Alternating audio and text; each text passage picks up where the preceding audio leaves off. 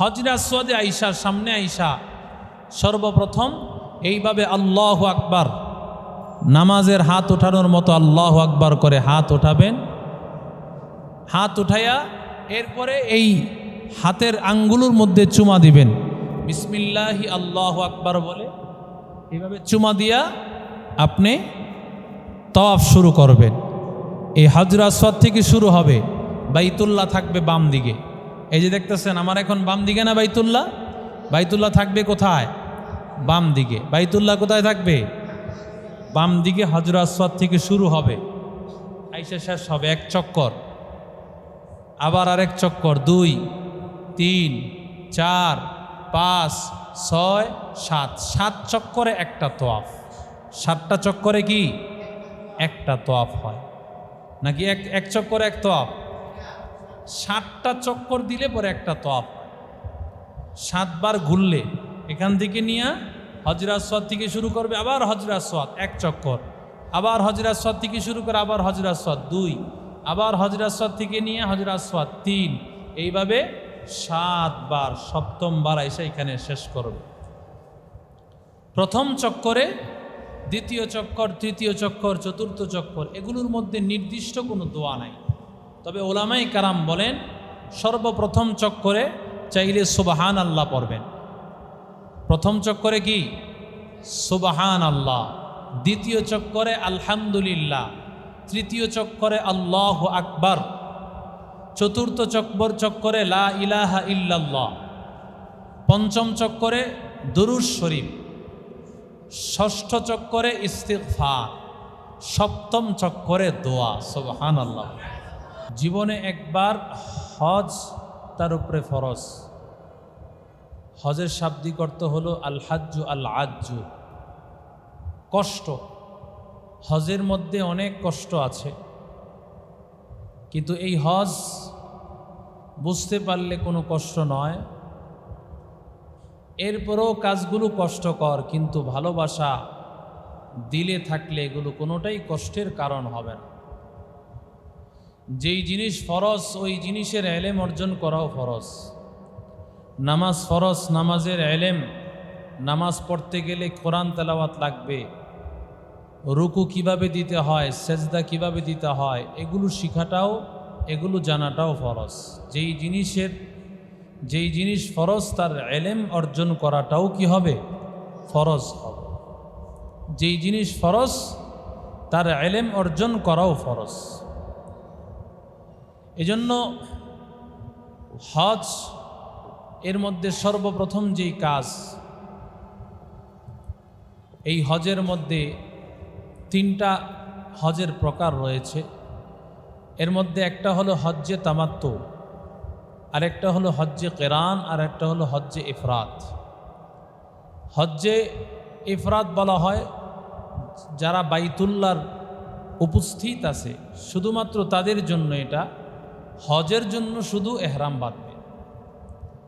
আর হজ্জে কেরান বলা হয় একেবারে হজের মূল সময়ে যাবে, উপস্থিত হবে, একই এহরাম দিয়া ওমরাও আদায় করবে এবং এই এহরাম দিয়ে হজও আদায় করে সব কাজ কমপ্লিট করে একেবারে যারা শেষ ফ্লাইটগুলোতে যায় তাদের জন্য এটা সম্ভব হয়। আমাদের বাংলাদেশে সাধারণত হজ্জে তামাত্তু হয়। হজ্জে তামাত্তু মানে যেই হজ করার আগে প্রথমে উমরা করে, উমরা করার পরে এই এহরাম চেঞ্জ করে ফেলে, এই এহরাম শেষ, এরপরে বিভিন্ন কাজকর্ম করে নামাজ কালাম বিভিন্ন তাওয়াফ টাওয়াফের কাজ টাজ করবে, এরপরে আবার হজের সময় আবার নতুনভাবে হজের নিয়তে এহরাম বাঁধবে। তো আমরা যেই হজটা করব সাধারণত বাংলাদেশের মানুষ, আমাদের হজটা হবে হজ্জে তামাত্তু। আমাদের হজটা কি হবে? হজ্জে তামাত্তু।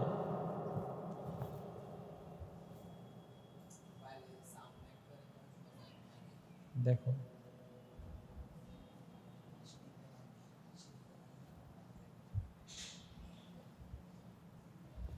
আমাদের হজটাকে বলা হয় হজ্জে তামাত্তু।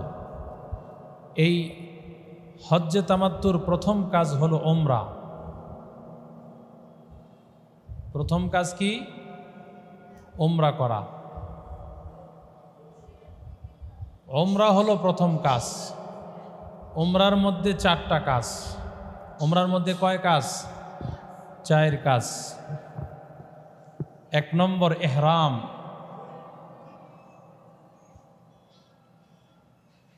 2 নম্বর তাওয়াফ,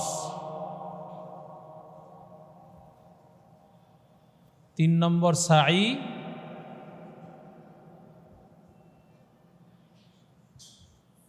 4 নম্বর হলক।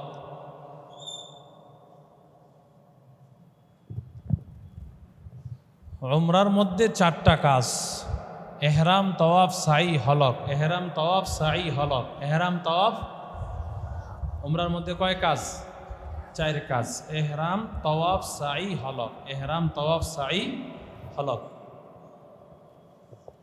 এহরাম আর তাওয়াফ এই 2টা হলো ফরজ। এহরাম, তাওয়াফ 2টা কি? ফরজ। এহরামও ফরজ, তাওয়াফটাও ফরজ।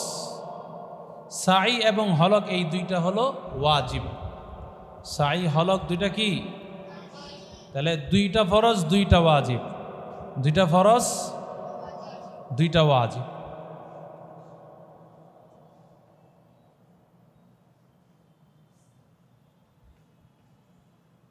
তাহলে উমরার মধ্যে 4টা কাজ আমরা পেলাম: এহরাম, তাওয়াফ, সাই, হলক। এহরাম, তাওয়াফ হলো ফরজ, আর সাই এবং হলক হলো ওয়াজিব। এই 4 কাজের মাধ্যমে সাধারণত উমরাটা পরিপূর্ণ হয়। উমরাটা কি হয়? 4 কাজের মাধ্যমে পূর্ণাঙ্গ হয়। তো সর্বপ্রথম কাজ হলো এহরাম। সর্বপ্রথম কাজ কি? এহরাম। এহরামটা পরিধান করার জন্য 2টা কাপড় লাগে। কয়টা কাপড় লাগে?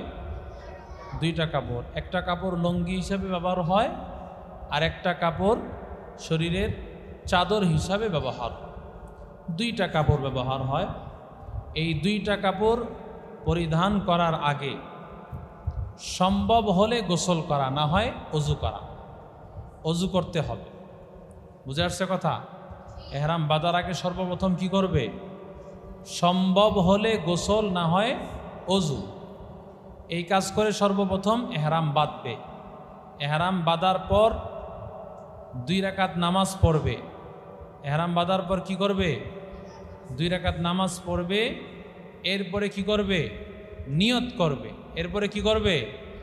আল্লাহুম্মা ইন্নী উরিদুল উমরা, আল্লাহুম্মা ইন্নী উরিদুল উমরা ফাতাকাব্বালহা মিন্নি ওয়ায়াসসিরহা লি, ফাতাকাব্বালহা মিন্নি ওয়ায়াসসিরহা লি। আল্লাহ, আমি উমরার নিয়ত করলাম, উমরাকে কবুল করেন, উমরাকে সহজ করেন। উমরাকে কবুল করেন, উমরাকে কি করেন? সহজ করেন।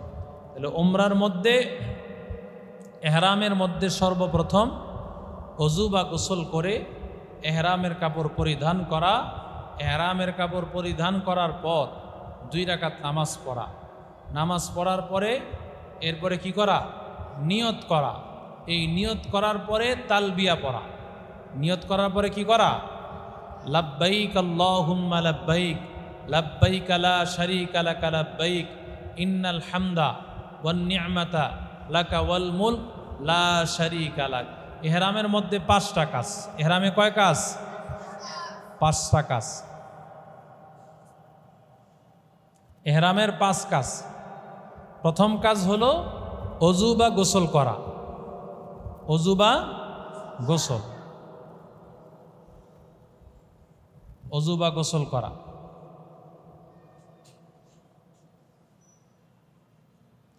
2 নম্বর কাজ হলো এহরাম বাঁধা। 2 নম্বর কাজ কি? এহরাম বাঁধা।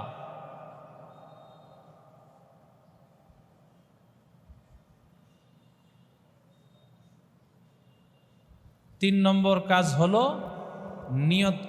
3 নম্বর কাজ হলো কি করা? নামাজ পড়া। 3 নম্বর কাজ নামাজ পড়া। 4 নম্বর কাজ নিয়ত। 4 নম্বর কাজ নিয়ত। আর 5 নম্বর কাজ হলো তালবিয়া। 5 নম্বর কাজ কি? তালবিয়া।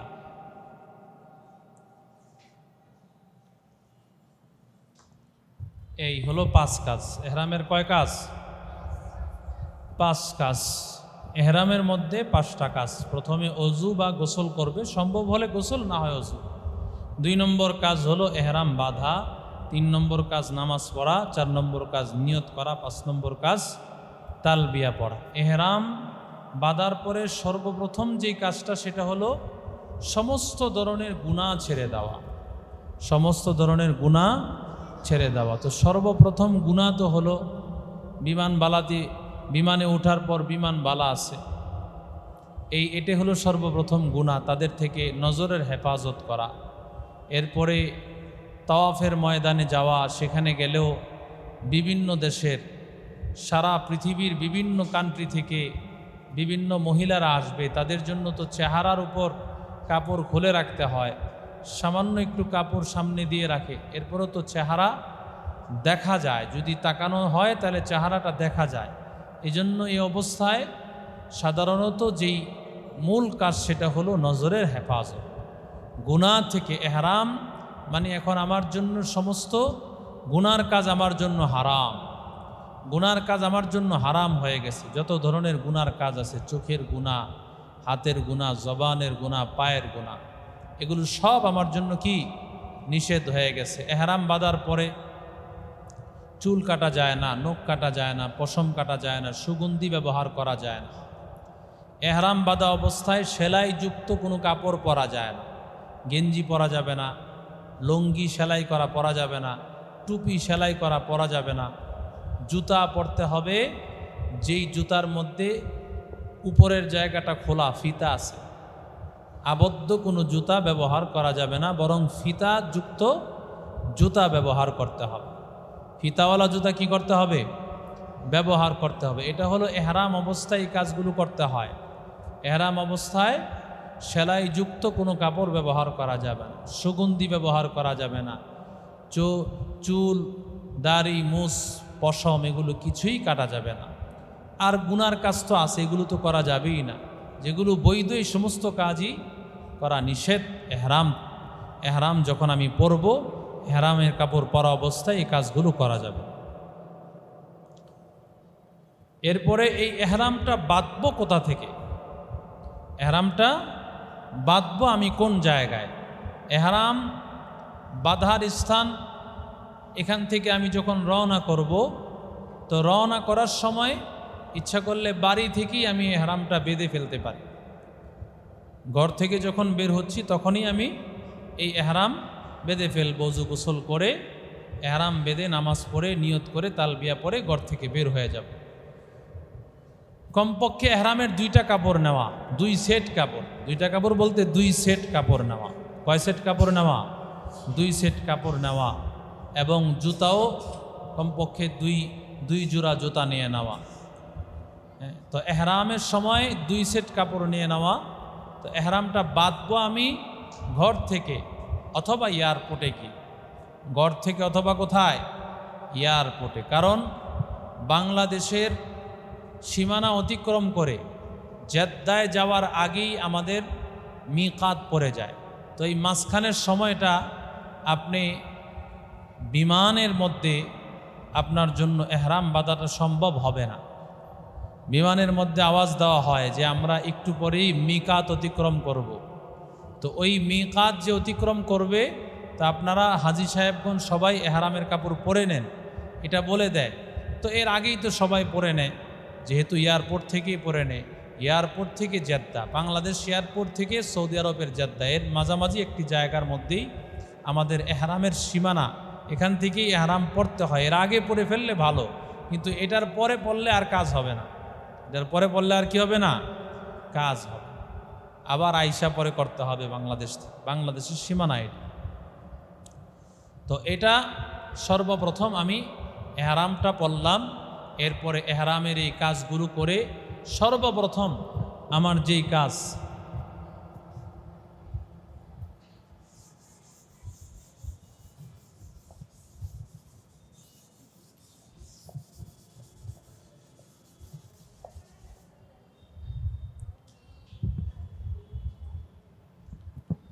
এহরাম বেঁধে, এহরাম বাঁধার পরে একটা কাজ সবচেয়ে বেশি গুরুত্বপূর্ণ, সেটা হলো এহরাম বাঁধার পর থেকে শুধু তালবিয়া পড়তে থাকা। এহরাম বাঁধার পর বাসের মধ্যে উঠেন বা গাড়িতে উঠেন, এয়ারপোর্টে যান, এরপরে বিমানে উঠেন, সব জায়গায় একটা আমল বেশি বেশি করা, লাব্বাইক আল্লাহুম্মা লাব্বাইক লাব্বাইক লা শারীকা লাক লাব্বাইক ইন্নাল হামদা ওয়ান নি'মাতা লাক ওয়াল মুলকা লা শারীকা লাক লাব্বাইক আল্লাহুম্মা লাব্বাইক লা শারীকা লাক লাব্বাইক ইন্নাল হামদা ওয়ান নি'মাতা লাক ওয়াল মুলক লা শারীকা লাক। কারণ রাসূল বলেছেন, মা ইউলাব্বি, যেই বান্দা তালবিয়া পড়বে, ইউলাব্বি আন ইয়ামিনিহি ওয়া আন শিমালিহি শাজারুন মাদারুন আও হাদারুন, রাসূল বলেন ডানে বামে সামনে পিছনে গাছপালা তরু লতা পাথর সব কিছু আপনার তালবিয়ার সাথে তারাও তালবিয়া পড়তে থাকে, সুবহানাল্লাহ পড়তে থাকে।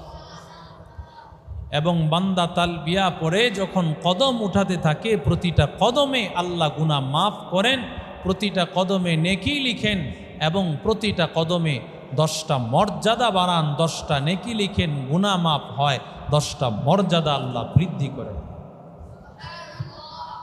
এজন্য সর্বপ্রথম এই এহরাম বাঁধার পরে আমার সর্বপ্রথম কাজ হলো আমার বেশি থেকে বেশি তালবিয়া পড়া, গল্প গুজব না করে শুধু তালবিয়া পড়া। লাব্বাইক আল্লাহুম্মা লাব্বাইক লাব্বাইক লা শারীকা লাক লাব্বাইক ইন্নাল হামদা ওয়ান নি'মাতা লাক ওয়াল মুলকা লা শারীকা লাক।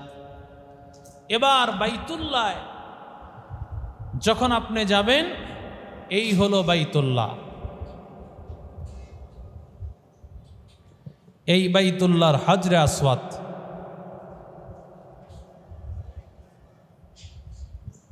মাকাম ইব্রাহিম,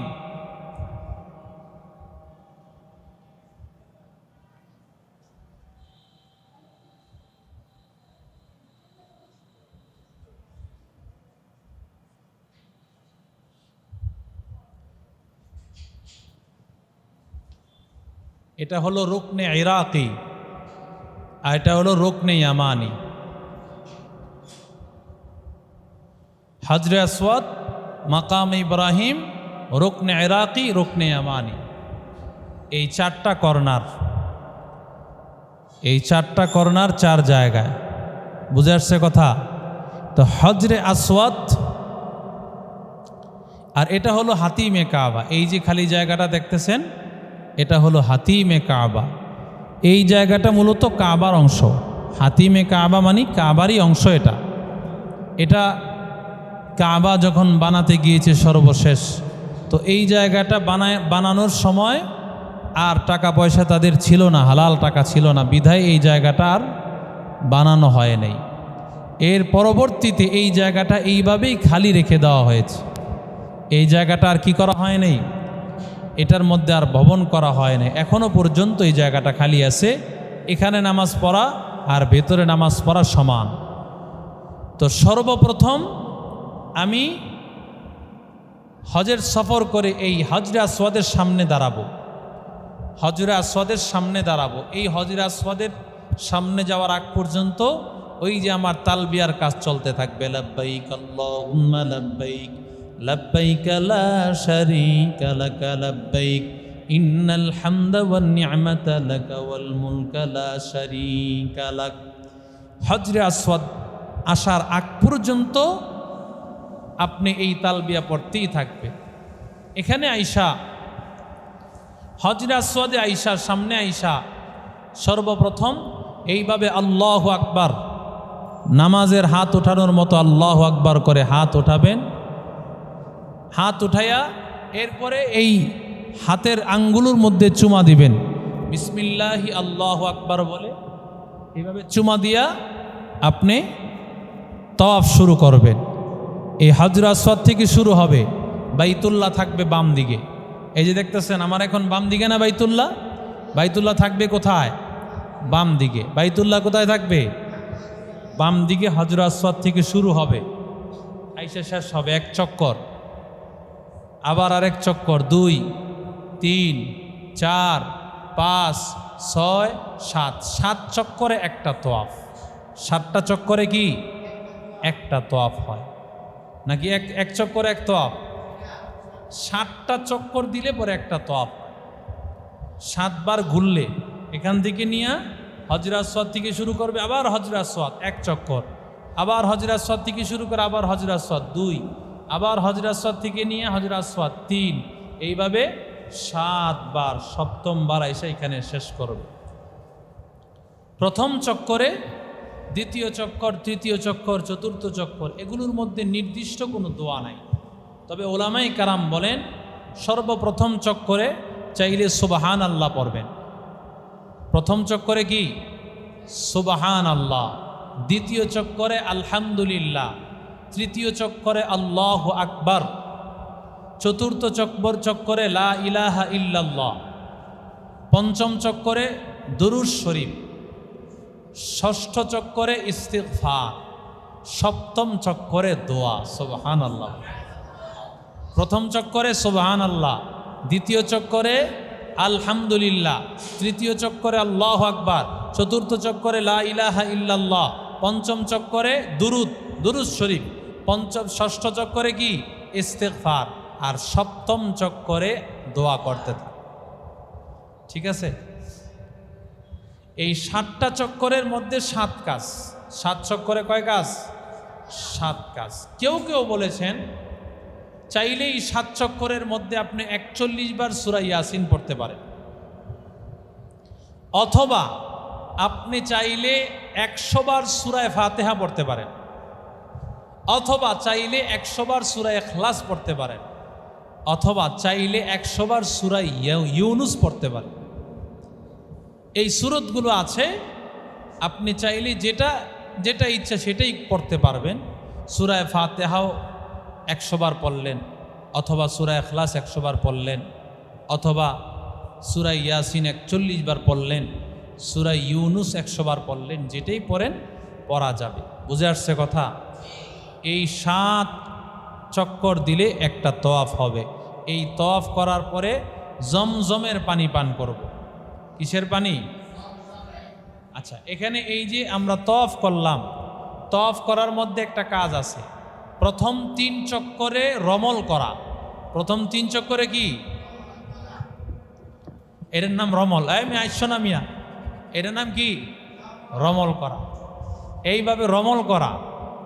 এই রমলটা কেন করেছে সাহাবীরা? রসুল বুঝাইছেন, সাহাবীরা তোমরা একটু টান টান হয়ে চলো, কাফেররা যেতে দেখে আরে মুসলমানগো তো সাধারণ পাওয়ার না দেখা যায়, এরা কি একটু কি শক্তিশালী মানুষ।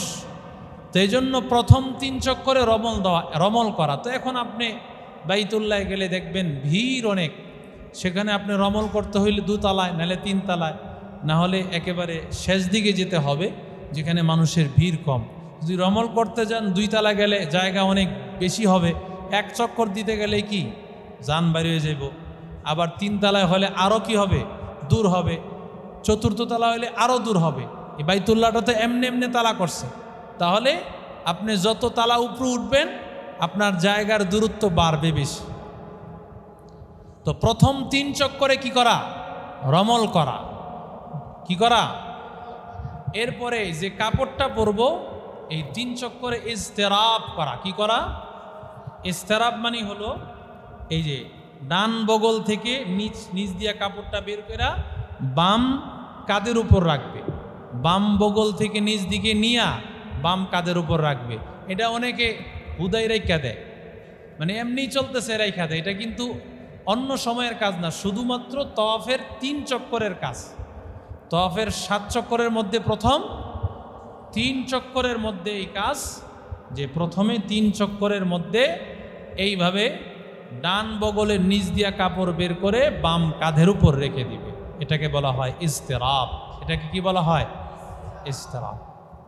তো যাই হোক, আমরা এইভাবে 7টা চক্কর দিয়ে যখন আমরা তওয়াফের কাজ পরিপূর্ণ করলাম, এবার আমি জমজমের পানি পান করার জন্য যাব।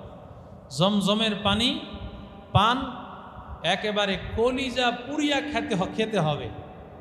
কথা বুঝছেননি ভাইরা?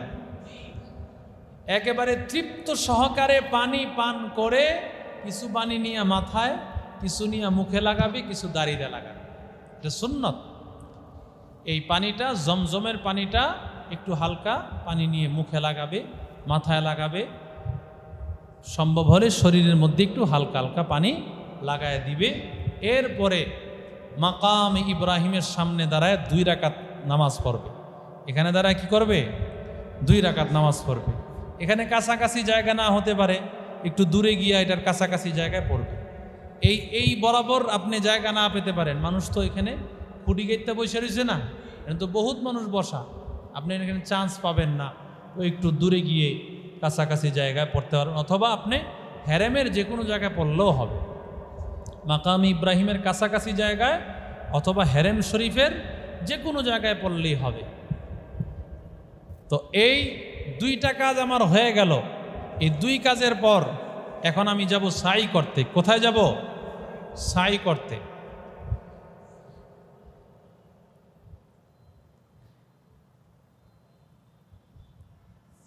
এই হলো সফা পাহাড়, আর এটা হলো মারওয়া পাহাড়।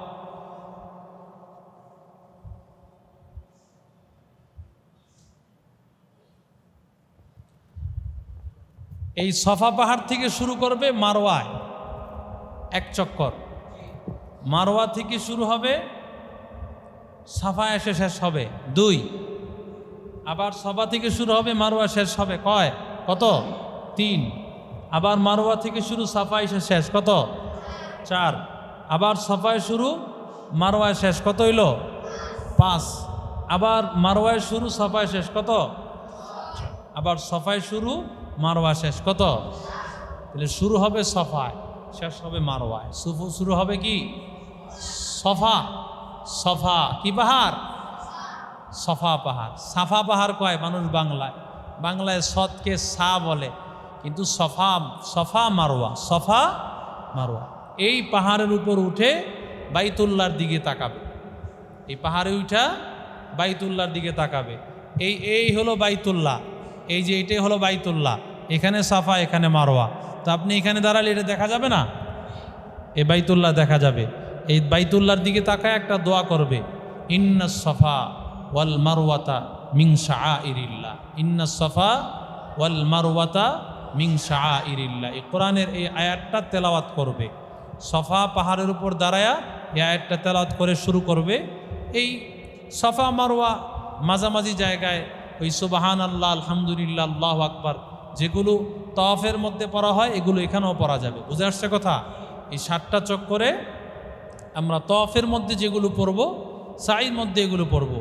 আর এখানে ঈশা দৌড় দিতে হবে। বুঝে আসছে কথা? হ্যাঁ, এই যে এইখানে ঈশা সবুজ বাতি থাকবে, সেখানে সবুজ বাতি থাকবে। এই সবুজ বাতির জায়গায় পুরুষেরা দৌড় দিবে, মহিলারা নয়। কে দৌড় দিবে? পুরুষেরা এতটুকু জায়গায় দৌড় দিবে। এই যে মাঝে একটু জায়গা, এই সবুজ বাতি থাকবে, এই জায়গাগুলোতে শুধু দৌড় দিবে, আর বাকি জায়গাগুলো তো স্বাভাবিক হাঁটবে। বুঝে আসছে কথা? আর এখানে আইসা মারওয়ায় আইসা আবার দোয়া করবে। সফা পাহাড় থেকে শুরু করবে, সর্বশেষ মারওয়া পাহাড়ের উপর যখন শেষ হবে, যখন সাই শেষ হবে, এখানে এসে কি করবে? দোয়া করবে। এখানে এসে কি করবে? মারওয়া পাহাড়ের উপর দাঁড়ায়া দোয়া করবে। এরপরে হলক করে ফেলবে, মাথা কি করবে? হলক করে ফেলবে। আল্লাহ রসুল বলেছেন, রহিমাল্লাহুল মুহাল্লিকিন, আল্লাহ হলককারীর উপর রহম করুন। মাথা হলক করা যায় অথবা একেবারে ছোট ছোট করা যায়, কিন্তু হলককারীর জন্য রসুল আলাদা করে দোয়া করেছে, উপর রহম করুন। আল্লাহ হলককারীর উপর কি করুন? রহম করুন, দয়া করুন। আল্লাহ হলককারীর উপর মাথা যে মুন্ডায় ফেলে, তাহলে মাথা মুন্ডানো ভালো না খারাপ? কথা কয় না। মাথা মুন্ডানো ভালো না খারাপ? ভালো জিনিস। এটা বাইতুল্লাহর একটা নিদর্শন। বাইতুল্লাতে হজ করুক বা উমরা করুক, এই বান্দা হলক করার মাধ্যমে পবিত্র হয়ে গেল। তাহলে এই 4 কাজের মাধ্যমে, এহরাম করলো, তওয়াফ করলো, সাই করলো আর হলক করলো। এই 4 কাজের মাধ্যমে কি হয়ে গেল? উমরা শেষ। 4 কাজের মাধ্যমে কি শেষ? উমরা শেষ। এবার উমরা শেষ হওয়ার পর যেই বাকি দিনগুলো থাকবে, এই দিনগুলোর মধ্যে সর্বপ্রথম কাজ 5 ওয়াক্ত নামাজ হেরেম শরীফে গিয়ে পড়া। সর্বপ্রথম কাজ কি? 5 ওয়াক্ত নামাজ হেরেম শরীফে গিয়ে পড়া। কারণ হেরেম শরীফের সারা ঘরেও পড়তে পারে, হেরেম শরীফের বাহিরে ছোট ছোট মসজিদ আছে, সেখানেও পড়তে পারে। কিন্তু হেরেম শরীফে পড়লে 1 লক্ষ রাকাত সওয়াব পাওয়া যাবে, কিন্তু সাধারণ মসজিদে পড়লে, বাইতুল্লাহ ছাড়া অন্য কোনো মসজিদে পড়লে তো সেই সওয়াব হবে না, ঘরে পড়লে তো সেই সওয়াব হবে না। তাহলে আমাকে সর্বপ্রথম কাজ, উমরা শেষ হওয়ার পরে সর্বপ্রথম কাজ 5 ওয়াক্ত নামাজ জামাতের সাথে হেরেম শরীফে গিয়ে পড়া। 5 ওয়াক্ত নামাজ জামাতের সাথে হেরেম শরীফে গিয়ে কি করতে হবে? আমার পড়তে হবে। 2 নম্বর কাজ, দৈনিক 7টা তওয়াফ করা, 5টা তওয়াফ করা। দৈনিক কয়টা? 5টা তওয়াফ। 5টা তওয়াফ মানে 5 × 7 = 35, মানে 35 বার চক্কর দিলে 5টা তওয়াফ হইব, ঠিক না? কারণ 7 চক্করে একটা তওয়াফ। 7 চক্করে কি? একটা তওয়াফ। 7 চক্করে, এই চক্করে এগুলো করতে গেলে আবার কি লাগবে না? এহরাম লাগবে না। স্বাভাবিক তওয়াফ করতে গেলে কি লাগবে না? এহরাম লাগবে না। এহরাম ছাড়াই করতে পারে। শুধুমাত্র উমরা বা হজের জন্য যখন তওয়াফ করবে, ঠিক ওই সময় কি লাগবে? ওই সময় এহরাম বেঁধে এরপরে নিয়মকানুনগুলো মেনে। কিন্তু স্বাভাবিক যদি আপনি নফল তওয়াফ করেন, সেই সময় এই রমলও করা লাগবে না, ইস্তেরাবও করা লাগবে না। বুঝে আসছে কথা? স্বাভাবিকভাবে আপনি এই তওয়াফগুলো করতে পারবেন। তাহলে এই উমরার যে কাজগুলো আমাদের পূর্ণাঙ্গ হয়ে গেল। উমরার পরে আমরা প্রতিদিন কমপক্ষে 5টা তওয়াফ করার চেষ্টা করব এবং প্রতিদিন বাইতুল্লাহ শরীফে গিয়ে আমরা নামাজ আদায় করার চেষ্টা করব প্রতিদিন। এরপরে হজের দিন গুনতে থাকবে। হজের মূল কাজ হলো 8, 9, 10, 11, 12।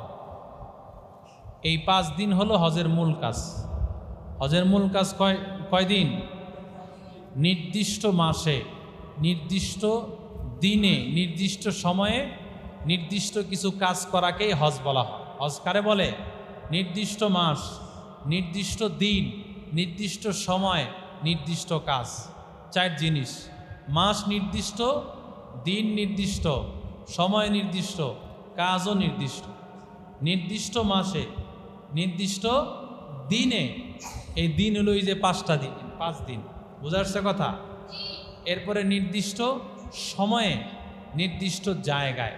নির্দিষ্ট কি? মিনা, আরাফা, মুজদালেফা। মিনা, আরাফা, মুজদালেফা। এরপরে কি? আবার মিনা হয়ে কি? বাইতুল্লাহ। মিনা হয়ে কি? বাইতুল্লাহ। তো সর্বপ্রথম আমার কাজ হলো মিনাতে গিয়ে জোহর আসর, 8 তারিখে জোহর আসর মাগরিব এশা ফজর পড়া।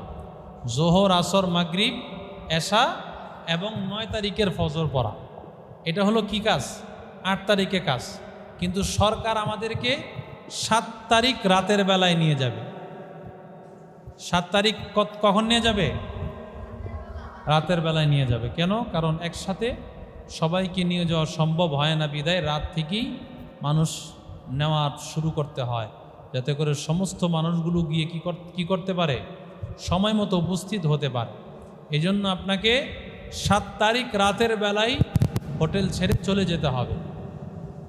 7 তারিখ কি? রাতের বেলায় চলে যাবেন। তো চলে যাওয়ার আগে ওই যে এহরাম বাঁধবেন, যখন আপনি প্রথমে অজু বা গোসল করে নেবেন।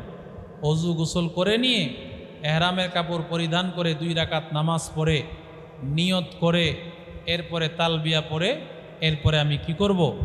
গাড়ির অপেক্ষায় থাকব। এই অপেক্ষাটা অনেক কঠিন হয়।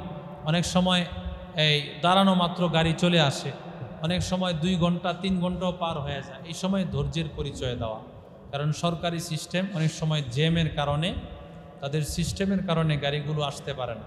আমাদের দেশে যেমন ঘন্টার পর ঘন্টা প্রচুর জ্যাম থাকে, ওখানেও এরকম না, কিন্তু হজের সময়টাতে তো বিশাল লক্ষ লক্ষ মানুষের সমাগম।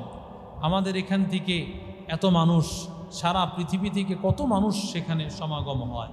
তো এতগুলো মানুষের এই কার্যক্রমগুলো একই জায়গায়, সবাই তো এই মিনাই, সর্বপ্রথম সবাই তো মিনাই যাবে, কথা বুঝে আসছে? তো একই জায়গায় যাবে, তো এই জন্য এই জায়গায় যেতে গিয়ে সাধারণত গাড়ি আসতে কখনো লেট হয়। এই লেট হওয়ার ক্ষেত্রে কোনো সময় আমরা এই কাজ করব না যে মুআল্লিমকে গালিগালাজ করা। যিনি মুআল্লিম থাকেন, যিনি হজের দায়িত্বে থাকেন, ওনাকে গালিগালাজ করা, এই কাজ আমরা করব না।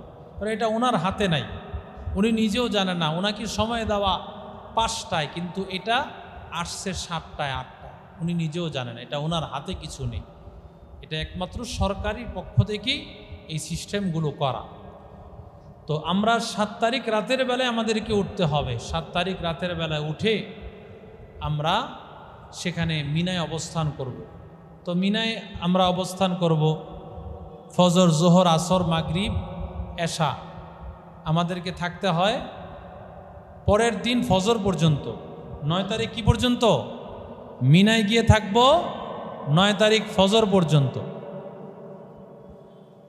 9 তারিখ ফজর পর্যন্ত, জোহর, আসর, মাগরিব, এশা, ফজর, এই 5 ওয়াক্ত নামাজ পড়ে। জোহর, আসর, মাগরিব, এশা, ফজর। কিন্তু আপনি 5 ওয়াক্ত নামাজ পড়তে পারবেন ঠিক, কিন্তু এই 5 ওয়াক্ত নামাজ কি হবে না? হ্যাঁ, ওই যে ফজরটা প্রথম গিয়ে যে 8 তারিখে ফজর পড়লেন, এই 8 তারিখের ফজর তো কি না মিনার ফজর না, কারণ এই ফজর তো আপনার বাইতুল্লাহ পরে আসার কথা। সিস্টেমের কারণে আপনি ফজর এখানে এসে পড়লেন। তো যাই হোক, এখানে আপনি ফজর, জোহর, আসর, মাগরিব, এশা পড়লেন, কিন্তু 8 তারিখে যে ফজর মিনায় পড়ে যাওয়ার কথা সেটা আর হবে না। এখানেও সরকারি সিস্টেম অনুযায়ী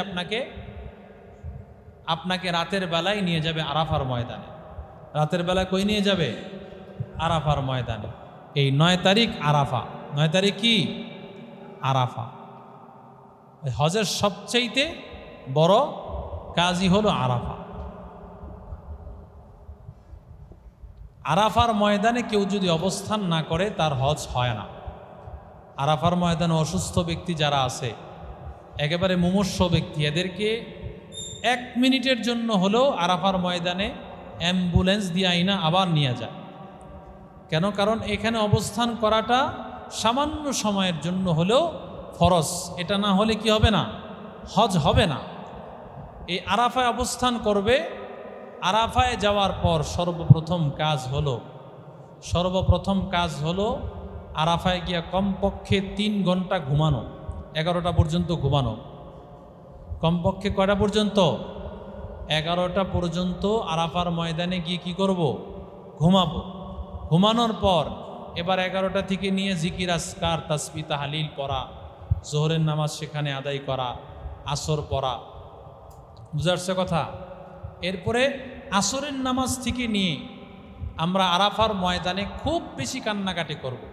হাদিস শরীফের মধ্যে আসছে, আরাফার ময়দানে আল্লাহ তাআলা এই ময়দানের সমস্ত নবীদেরকে নিয়েছেন। সব নবীরা আরাফাতে গিয়েছেন, এমন কোনো নবী নেই যে নবী কি যায় নাই? আরাফাতে যায় নাই। আরাফার ময়দানে আল্লাহ তাআলা এত পরিমাণে বান্দাকে মাফ করেন, এত পরিমাণে বান্দাকে ক্ষমা করেন যে অন্য কোনো দিন এই পরিমাণ ক্ষমা আল্লাহ তাআলা আর করেন না। আরাফার ময়দানে যেই পরিমাণ ক্ষমা বান্দাকে আল্লাহ করেন, এবং শয়তান আফসোস করতে থাকে, আরে আমি ওরে জাহান্নামী বানানোর জন্য এত চেষ্টা করতেছি, অথচ অত জান্নাতি হয়ে গেল, অত আল্লাহর জান্নাত কামায় ফেলল। আরাফার ময়দানে এই বান্দা থাকবে মাগরিবের আগ পর্যন্ত। মাগরিব না পড়ে চলে যাবে আরাফা থেকে। মাগরিব না পড়ে আরাফা থেকে চলে যাবে মুজদালেফায়। কোথায়? মুজদালেফাতে চলে যাবে। মুজদালেফার ময়দানে চলে যাবে। আরাফার ময়দান থেকে মাগরিব না পড়ে চলে যাবে। কোন নামাজ না পড়ে? মাগরিব নামাজ না পড়ে চলে যাবে মুজদালেফায় গিয়া একসাথে মাগরিব এশা পড়বে। মুজদালেফায় গিয়ে একসাথে কি করবে? মাগরিব এশা একসাথে পড়বে। একসাথে নামাজ পড়ার বিধান নাই শরীয়তে।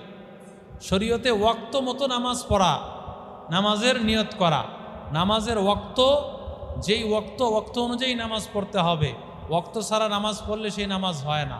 হ্যাঁ, কাজা হয়ে গেলে ভিন্ন কথা, নামাজ কাজা হয়ে গেছে, কিন্তু আপনি ওয়াক্ত ছাড়া একসাথে দুই নামাজ মিলিয়ে ফেলবেন, এটার বিধান নাই। যে আপনি এখন ধরেন মাগরিবের রক্ত হয় নাই, আপনি মনে চাইলো যে আপনি মাগরিবের নামাজ পড়ে ফেললেন, আসরের সাথে মাগরিব পড়ে ফেললেন, হবে না? হবে না। শুধুমাত্র আল্লাহ তাআলা বাইতুল্লাতেই সিস্টেম রেখেছেন। বাইতুল্লাতে আল্লাহ তাআলা এই নিয়ম রেখেছেন যে বান্দা একসাথে দুই নামাজ আদায় করতে পারবে। এটা অন্য কোনো ক্ষেত্রে আল্লাহ তাআলা রাখেন না। এই জন্য জমা বাইনাস সালাতাইন, দুই নামাজ একসাথে পড়া, এটা শুধুমাত্র বাইতুল্লাহর বৈশিষ্ট্য। শুধুমাত্র কোন জায়গার বৈশিষ্ট্য? বাইতুল্লাহ। তাহলে আমি মুজদালেফার ময়দানে চলে যাব। কোথায় চলে যাব? মুজদালেফায়। মুজদালেফায় গিয়ে সেখানে মাগরিব এশারের নামাজ পড়ে এরপরে কিছু সময় আমরা রেস্ট নিব। ফজরের নামাজের আগেই উঠে যাব। আর মুজদালেফার ময়দানে গিয়ে পাথর সংগ্রহ করতে হবে। কি সংগ্রহ করতে হবে? কারণ শয়তানরে মারবেন না, ইবলিশ শয়তান অপেক্ষা করতেছে। আর একে কি করবেন? পাথর মারবেন। কি করতে হবে? পাথর মারতে হবে। এই পাথর সংগ্রহ করতে হবে মুজদালেফা থেকে। কোন জায়গা থেকে? এই মুজদালেফা থেকে ফজরের নামাজ পড়ে এই সন্ধ্যা এই রাত্র থাকতেই ফজরের নামাজটা পড়েই রওনা করবেন এই মিনায়। সবচেয়ে কঠিন জায়গা দেখেন। এখানে এই যে মিনা থেকে শুরু করছেন, ঘুম নাই অবস্থায় মুজদালেফায়, এখানে গিয়াও খোলা আকাশের নিচে আর কি ঘুম হবে? খোলা আকাশের নিচে কি ঘুম হবে? আল্লাহ এই বাইতুল্লাহর এই কাজগুলোকে মূলত রাখছেন হাসরের ময়দানের এক চিত্র আল্লাহ তুলে ধরেছেন। তবে সেখানে গিয়া অনেকে অনেক আরাম খোঁজে, আয়েশ খোঁজে। আরাম আয়েশ খুঁজলে তো আর বাইতুল্লাহর যেই আসল মহত্ব, বাইতুল্লাহর যেই ভালোবাসা, এটা দিলে আসবে না। তো আমি যখন মুজদালেফার ময়দানে ফজরের নামাজ রাত্র থাকতেই পড়ে সেখান থেকে আমি সরাসরি চলে আসব মিনায়। সরাসরি চলে আসব কোথায়? মিনায়। সেখানে তিনজন শয়তান দাঁড়ায় রয়েছে। কয় শয়তান? জামারায়ে উকবা, জামারায়ে উস্তা, জামারায়ে সুফলা। একটা শয়তান হলো বড় শয়তান, মাজারো শয়তান, ছোট শয়তান। বুঝে আসছে কথা? এই বড় শয়তান, মাজারো আর ছোট।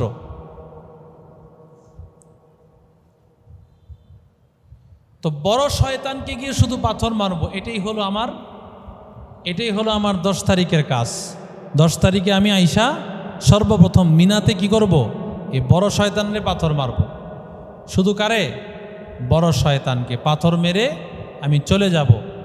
চলে গিয়ে আমি কোরবানি করব। মাথা হলক করে এরপরে কি করব? কোরবানি করে তারপরে মাথা হলক করব। আগে কি করব? কোরবানি, এরপরে কি করব?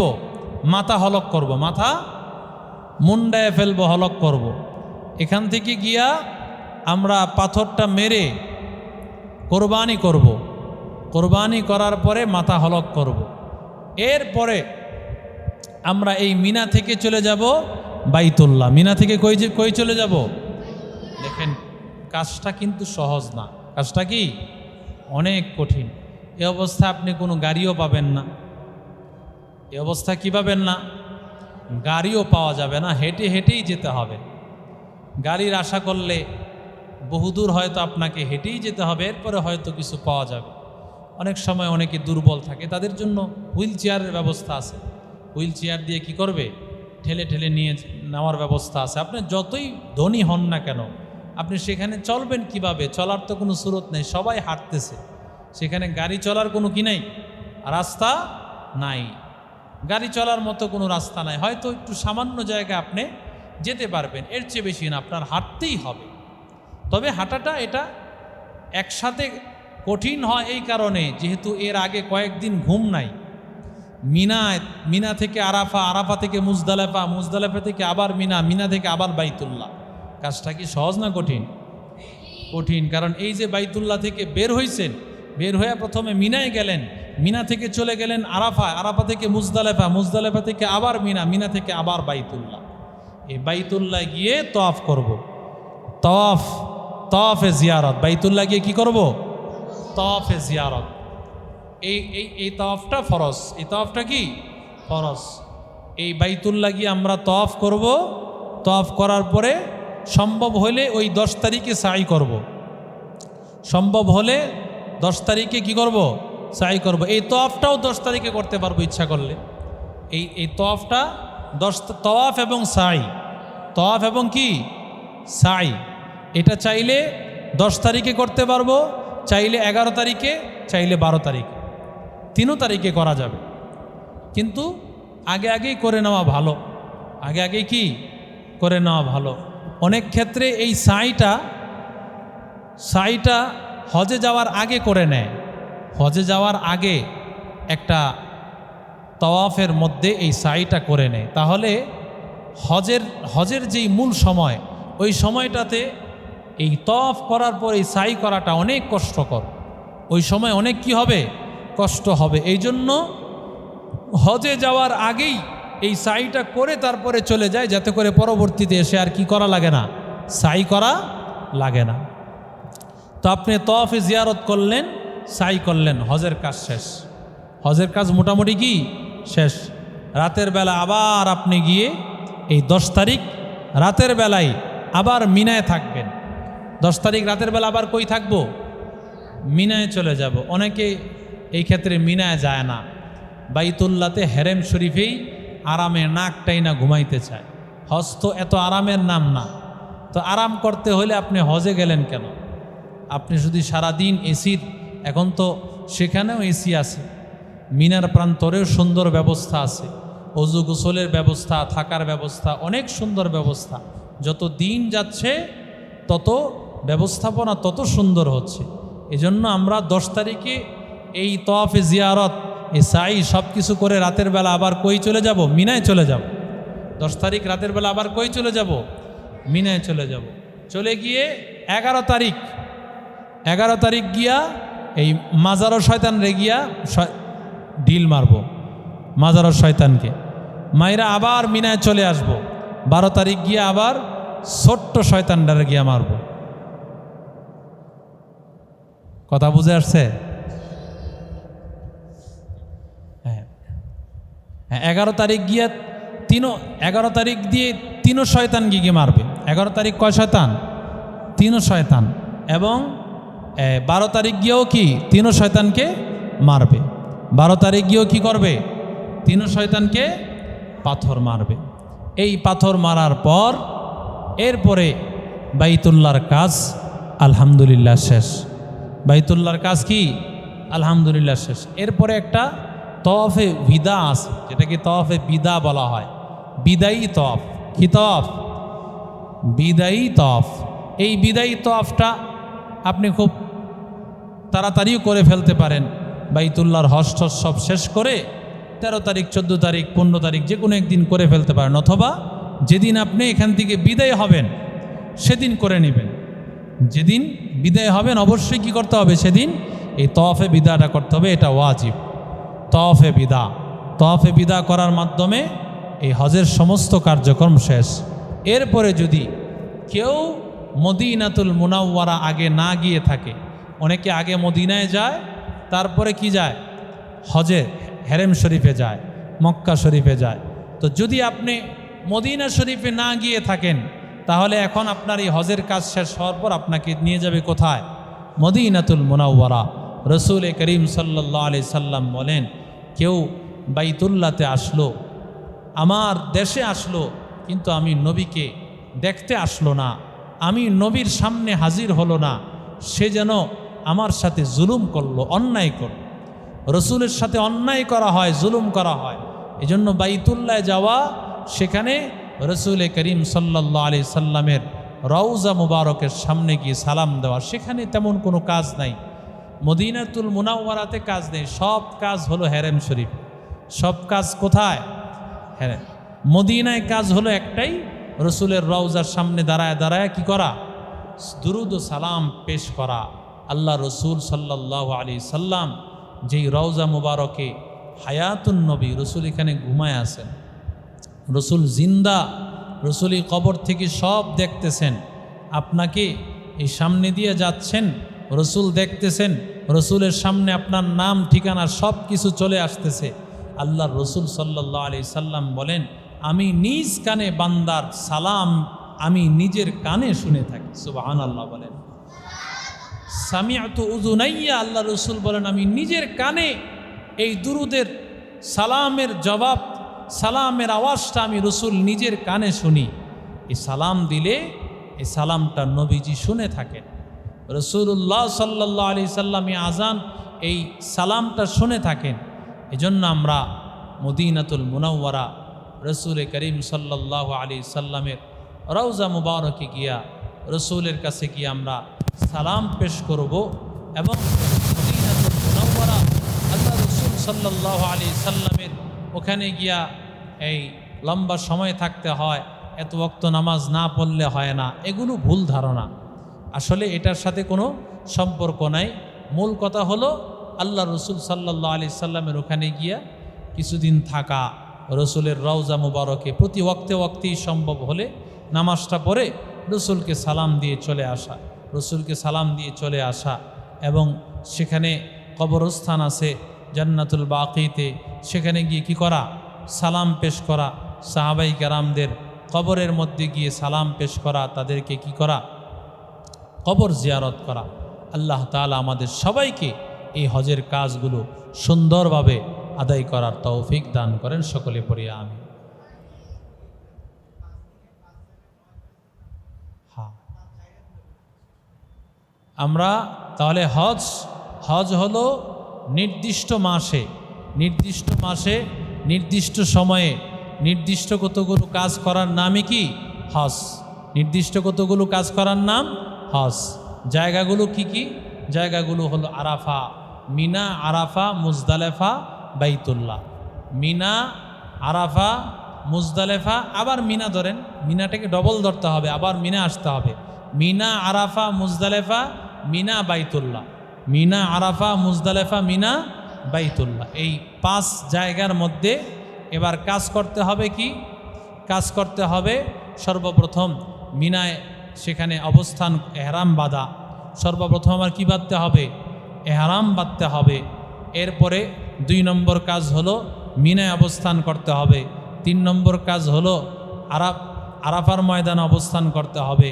3 নম্বর কাজ হলো মুজদালেফা অবস্থান করতে হবে। হ্যাঁ, 4 নম্বর কাজ হলো মিনায় গিয়া পাথর নিক্ষেপ করা, এই 5 নম্বর। 6 নম্বর হলো এরপরে কি করা?